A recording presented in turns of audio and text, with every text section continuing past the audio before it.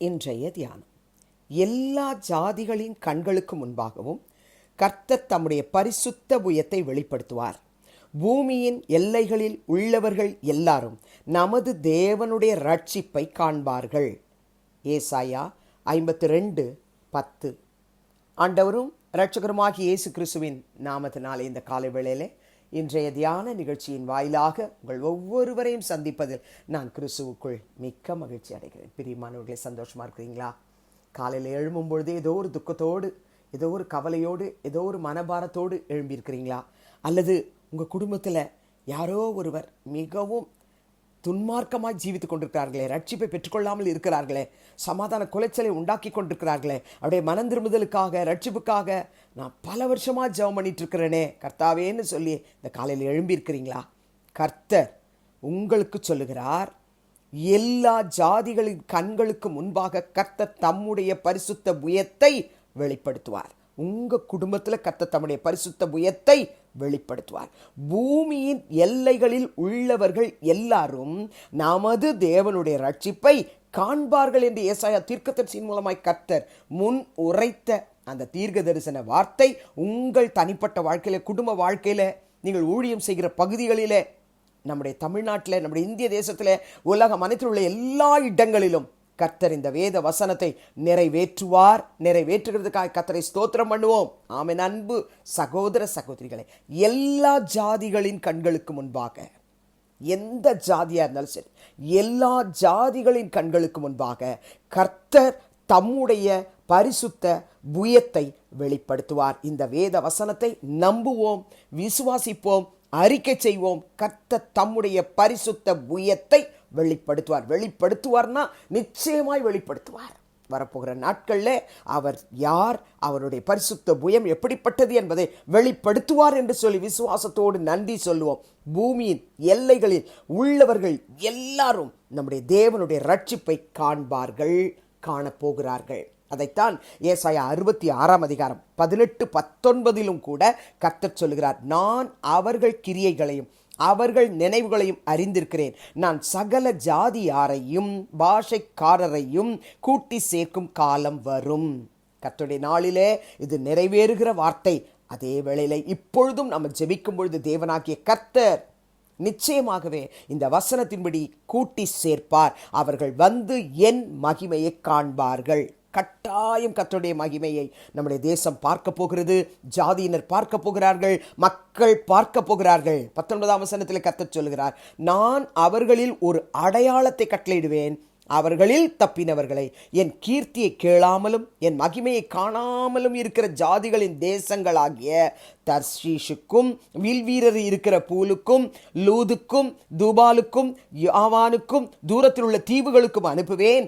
அவர்கள் என் மகிமையை ஜாதிகளுக்குள்ளே அறிவிப்பார்கள். இது நடக்கும். பிரியமானவர்களே, கர்த்தருடைய ஊழியக்காரர்களை, கர்த்தருடைய நாமத்தை மகிமைப்படுத்தக்கூடிய வேத வசனங்களை, சுவிசேஷத்தை அறிவிப்பதற்காக அனுப்புவார். அப்போஸ்தலர் நடபடிகளின் புத்தகம் 2ஆம் அதிகாரம் 1-11 வரை உள்ள வசனத்தில் பெந்தேகோஸ்தே என்னும் நாள் வந்தபோது எல்லார் மேலும் ஓரிடத்துல அவங்க மேல் மாடியில் கூடி கர்த்தருடைய சமூகத்தில் காத்திருக்கிறார்கள். பலத்த காற்று அடிக்கிற முழக்கம் போல வானத்திலிருந்து சடுதியாய் ஒரு முழக்கம் உண்டாயிற்று. அவர்கள் உட்கார்ந்திருந்த வீடு முழுவதையும் அது நிரப்பிற்று என்று பார்க்கிறோம். அக்கினி மயமான நாவுகள் போல பிரிந்திருக்கும் நாவுகள் ஒவ்வொருவர் மேலும் காணப்பட்டது என்று பார்க்கிறோம். அவர்கள் ஒவ்வொருவர் மேலும் வந்து அமர்ந்தது என்று பார்க்கிறோம். அவர்கள் எல்லாரும் பரிசுத்த ஆவியினாலே நிரப்பப்பட்டு ஆவியானவர் தங்களுக்கு தந்தருளின வரத்தின்படியே வெவ்வேறு பாஷையிலே பேச தொடங்கினார்கள் என்று வாசிக்கிறோம். 5-11 வரை உள்ள வசனத்தை வாசிக்கலாமா? வானத்தின் கீழ் இருக்கிற சகல தேசத்தாரிலும் இருந்து வந்த தேவ பக்தியுள்ள யூதர்கள் அப்பொழுது எருசலேமிலே வாசம் பண்ணினார்கள். அந்த சத்தம் உண்டான போது திரளான ஜனங்கள் கூடி வந்து தங்கள் தங்கள் பாஷையிலே அவர்கள் பேசுகிறதை அவர்கள் கேட்டபடினாலே கலக்கமடைந்தார்கள். எல்லா ஜனங்களுக்கு மத்தியில் என்ன உண்டாயிற்று?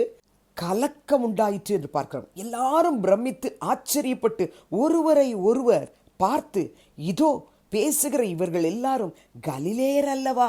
அப்படி இருக்க நம்மில் அவரவர்களுடைய ஜென்ம பாஷைகளிலே இவர்கள் பேச கேட்கிறோமே, இது எப்படி?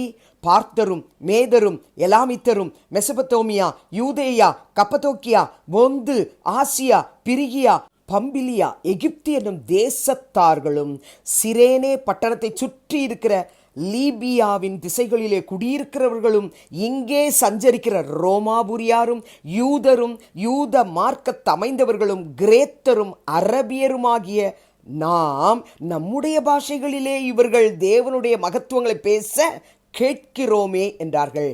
இந்த வேத வசனங்கள் முதல் திருச்சபையிலே நிறைவேறினது என்று சொன்னால், இந்த நாட்களிலும் தேவனாகிய கர்த்தர் இப்படிப்பட்ட மகத்துவமான காரியங்களை நிறைவேற்றும்படிக்கு நாம் ஜெபிக்க வேண்டும். ஆமென். அன்பு சகோதர சகோதரிகளே, கர்த்தர் நிச்சயமாய் இந்த காரியத்தை நிறைவேற்றுவார். சங்கீதக்காரன் 22ஆம் சங்கீதம் 27ஆம் வசனத்திலே சொல்லும் பொழுது, பூமியின் எல்லைகள் எல்லாம் நினைவு கூர்ந்து கர்த்தரிடத்தில் திரும்பும், ஜாதிகளுடைய சந்ததிகள் எல்லாம் உமது சமூகத்தில் தொழுது கொள்ளும் என்று எழுதி வைத்திருக்கிறார். தாவீதின் இந்த சங்கீதத்திலே பூமியின் எல்லைகள் எல்லாம் நினைவு கூர்ந்து எங்கு திரும்பும்?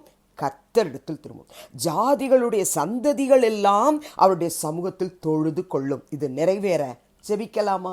பரிசுத்தமுள்ள பிதாவே, இயேசு கிறிஸ்துவின் நாமத்தில் உம்முடைய சமூகத்துக்கு நாங்கள் வந்து நிற்கிறோம். எல்லா ஜாதிகளின் கண்களுக்கு முன்பாக கர்த்தாவே உம்முடைய பரிசுத்த புயத்தை வெளிப்படுத்துவார் என்ற வேத வாக்கியம் நிறைவேற வேண்டுமாய் ஜெபிக்கிறோம். ஆதி சபையிலே வெளிப்படுத்தினவர் இந்நாட்களிலும் வெளிப்படுத்துவீராக. பூமியின் எல்லைகளில் உள்ளவர்கள் எல்லாரும் எங்கள் தேவனுடைய ரட்சிப்பை காண்பார்கள் என்பதை நாங்கள் விசுவாசித்து ஜெபிக்கிறோம். காணச் செய்வீராக, ஆசீர்வதிப்பீராக. ரட்சிப்பு எங்கள் குடும்பங்களில் உள்ள ஒவ்வொருவர் மத்தியிலும் பூரணமாய் வெளிப்பட வேண்டுமாய் ஜெபிக்கிறோம். துதி கன மகிமையை உமக்கு செலுத்துகிறோம். இயேசுவின் நாமத்தில் வேண்டிக் கொள்ளுகிறோம் பிதாவே, ஆமென். கிறிஸ்துவுக்குள் பிரியமானவர்களே, இந்த நாளிலே கர்த்தர் தாமே உங்களோடு கூட இருப்பாராக, உங்களை ஆசீர்வதிப்பாராக, உங்களை நடத்துவாராக. ஆமென்.